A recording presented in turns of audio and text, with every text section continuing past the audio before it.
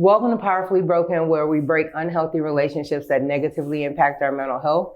Today, I have with us all the way from Charlotte, North Carolina, masculine-born Ateira Ashley, who is on a global mission to take her cheer program to another level where she's gonna teach these kids to be God-fearing, getting them active physically, healthy mentally, and I'm glad she's here with us to share her vision.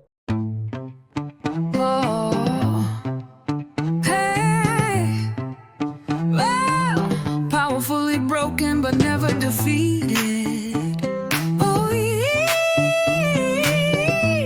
Barbara, bring the light. What we ready now? When the storm rolling and your spirit low, heart feel heavy and you moving slow, tears on your face but you... Hello and good morning, and so glad to have me. I'm glad that you have me. It is truly a blessing. I appreciate you even thinking about me and being humble to be in this moment with you. So I appreciate it, Ms. Parker. No problem. I'm glad to have you. So part of what we met each other was just on me being super tired, did not want to be there. Yes. And was just like, I got things to do. And you had these shorts on. That was like, I was like, I own them. That's gonna be my friend. Yes, yes. I'm like, so you have just this style and flair of femininity, and you kept calling me coach. I'm like, I'm not a coach, I'm a therapist. He was like, no, you a coach. I'm like, okay, I guess I'm gonna be a coach today.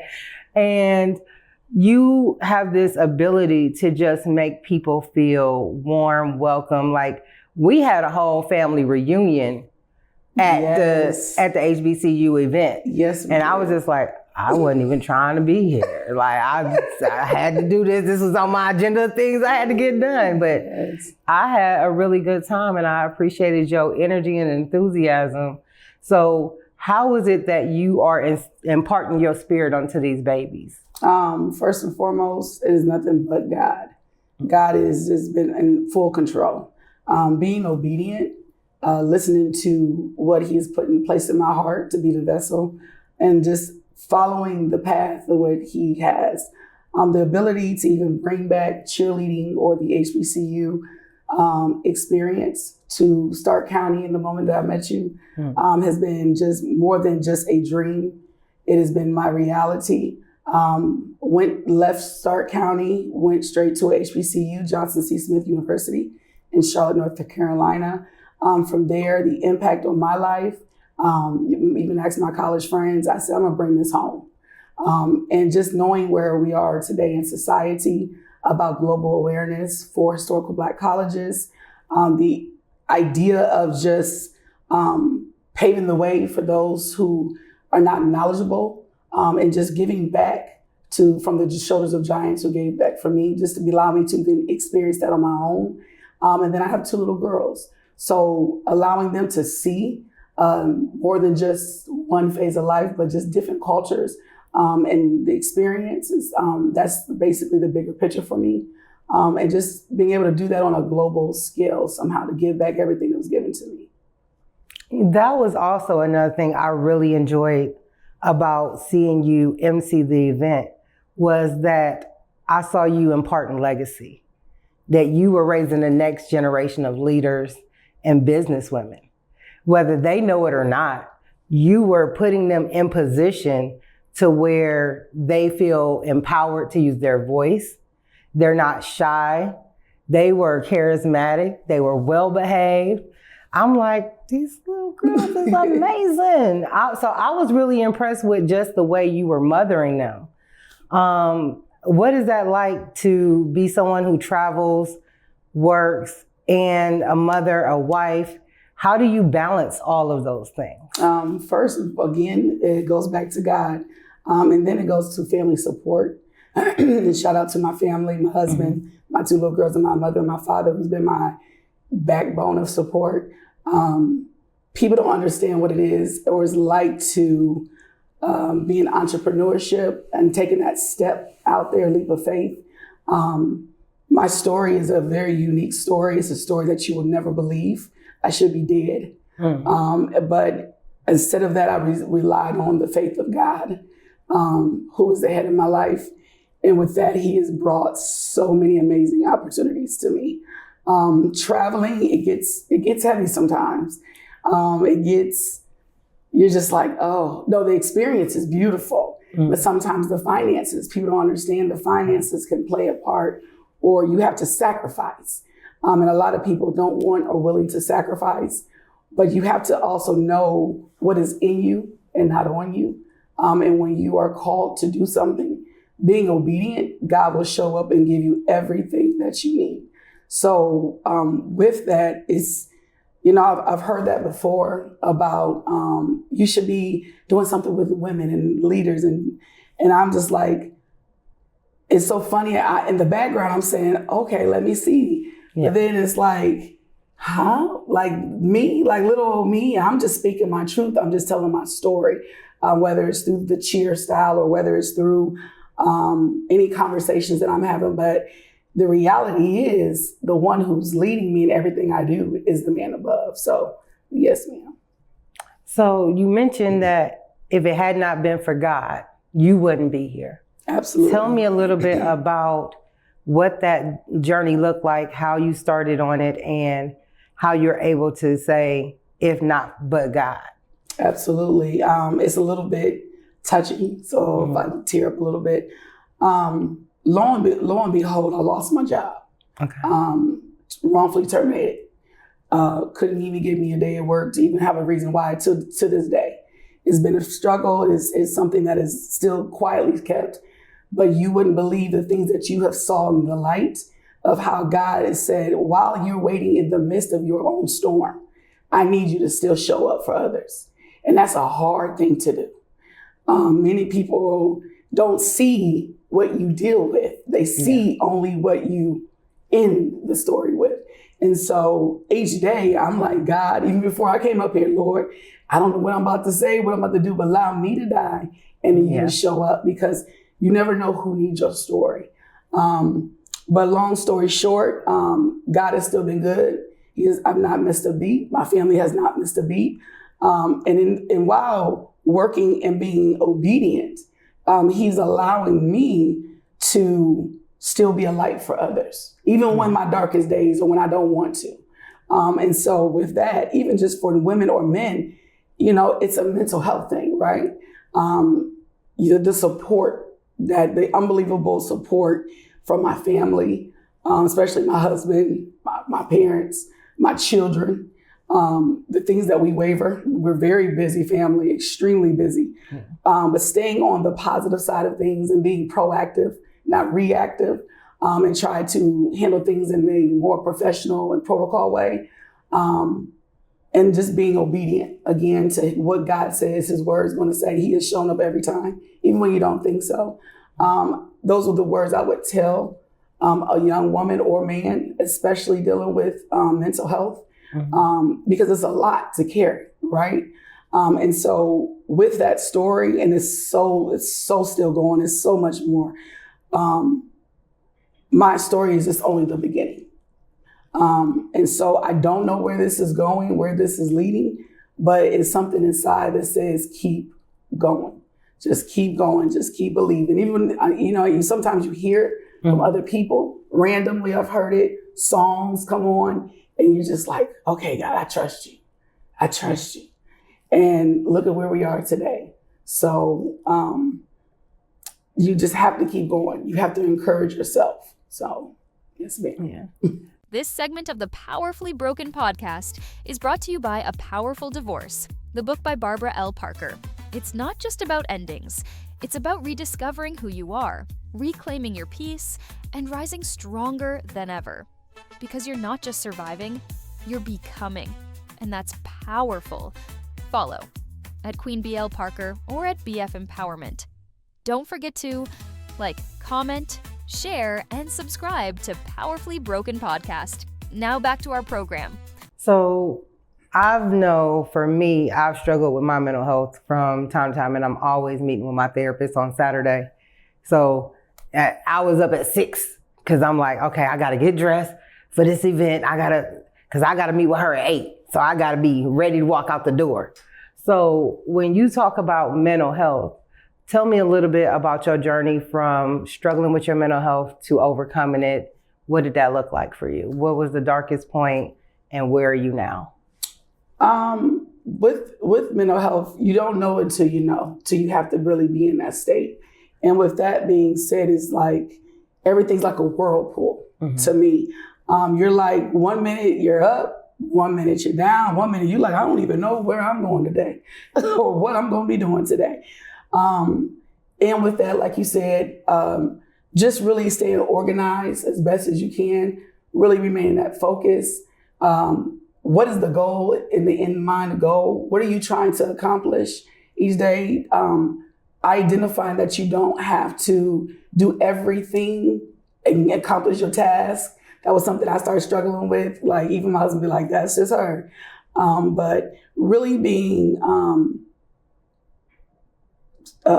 intentional about your day, right? And the first thing that I had to learn to be intentional about, because sometimes what I learned too is that when you're walking this journey that God has you on, he will allow you to think that you're doing it your way, right? And so God is a humorous God, right? We think we're gonna do this, we're gonna do that, and then when things don't go your way, you just have a little fit. And so I had to learn to say, all right, God, have it your way, just like DK, right? Just have it your way. And when you start to have it your way, he starts to align things, he starts to align people, he starts to align the situations, because a lot of times things don't make sense or the way that I see it in my brain. But I put full trust in him. And sometimes with mental things, I think it's a moment of just saying, let's just breathe. Let's just breathe. We have a lot on our plates. We're doing a lot. We're trying to be mothers, husbands, wives. You got children, or you may be taking care of a caregiver. You're working. You're trying to keep this prestige. But where are you at in this piece? And I think that becomes a mental breakdown for a lot of people. And I say people because it's not just always women. Yes, we do have a heavy load, but men also have a heavy load too. And I think that we just try to care over the generations of be the woman's job and this is the man's job. Well, reality in a marriage, it's partnership, right? It's not yes, they say, well, we're not 50-50, we can go on for days, but reality, what does God say it is, right? And we have to keep the focus of alignment. If you're a true believer, you understand that every marriage is not glitter and glam, right? Yeah. And I think we as society facade that. And so we get into this, just the wedding and the bells and the beautiful wedding and the let's show off, right? And social media focus. Yeah. And then we also drive ourselves too into the social media aspect, right? Because we're looking for that release mentally. Well, somebody needs to be able to relate to me. But you have to, as an English teacher, I always say, is it valid resources, right? Because we could be feeding ourselves a lot of information, but that also is affecting our mental health. Yeah. Right? So I look at it as, when are you going to take the break just to be able to say, look, I am enough. I've done enough. I'm more than enough. And if this person over here doesn't like it, or this person over here doesn't like it, okay. But as long as God loves it, then it's all right with me. So so taking that time to just learn to be intentional about pouring into yourself. Absolutely. Because you can't pour from an empty cup. Absolutely. You sit back and you pour. If none of those people are pouring back into you, then you sitting there depleted and broken, not knowing what you're going to do next, not having any hope. Sometimes when you finally tell somebody, no, like, I'm too tired to do this, you get all this pushback, and then they start attacking your character. You like, but didn't I just do these other 15 things for you and I tell you no once? And now it's a whole big problem. Absolutely. And I'm a horrible person because I didn't do one of the 15 things that I've been doing for you. Absolutely. And it's so surprising sometimes how people can turn on you so quickly, and it leaves you devastated. And you have to realize that your cup was in overflow and you were pouring and pouring, only to realize you never got poured back into. Absolutely. It's funny you say that, because you asked about where is the space of where it got dark for you. Yeah. And it's so funny, it's now. Yeah. It's now. And I'm not saying dark where depression, and everybody goes through a state of depression, or you question yourself, right? Yeah. You question your ability. And one thing that my friends are telling me and my family, and they say, you give and give and give to so many people, right? But when you gonna stop? I have one good friend, her name is Doretha, and she's like, sis, okay, what are you gonna do for you? Not the kids, not the husband. What are you gonna do for you? You do a lot for the community. When are you gonna just stop and do for you? And I'm like, girl, I got my me time. I do my nails and my toes. That's my time now. That is my time. Right. But when you say self-care, you gotta look at everything. Yeah. You gotta look at everything. And sometimes you wanna be there for everything and do everything and be on that agenda, right?